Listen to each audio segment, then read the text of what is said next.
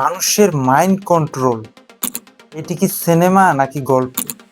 CIA বিশ্বাস করত যে মানুষের মাইন্ড কন্ট্রোল, স্মৃতি এবং সিদ্ধান্ত পর্যন্ত কন্ট্রোল করা যায়, যার কারণে তারা কিন্তু একটা পরীক্ষামূলক প্রজেক্ট হাতে নিয়েছিল, যেটার মাধ্যমে তারা চেষ্টা করেছিল একজন মানুষের মাইন্ড এবং স্মৃতি, পাশাপাশি সেই মানুষটি যে সিদ্ধান্ত নিচ্ছে সেগুলো কিভাবে নিয়ন্ত্রণ করা যায়। এই এক্সপেরিমেন্ট করার জন্য তারা এমন কিছু ড্রাগস এই মানুষদের উপর প্রয়োগ করতো, যেমন এলএসডি, হিপনোসিস বা সাইকোলজিক্যাল টেকনিক ইউজ করার মাধ্যমে তারা কিন্তু এই মাইন্ড কন্ট্রোল করার চেষ্টা করতো।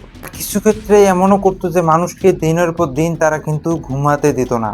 আর এটার সবচেয়ে ভয়ঙ্কর দিক হচ্ছে তারা আসলে কতটা সফল সেটা কিন্তু আজও পৃথিবীর মানুষ পুরোপুরি জানে না। তারা যে এই এক্সপেরিমেন্ট করছিল, সেই এক্সপেরিমেন্টের যে রেজাল্ট সেটি কীরূপ সেটি কিন্তু জনসম্মুখে কখনোই প্রকাশ করা সম্ভব হয়নি।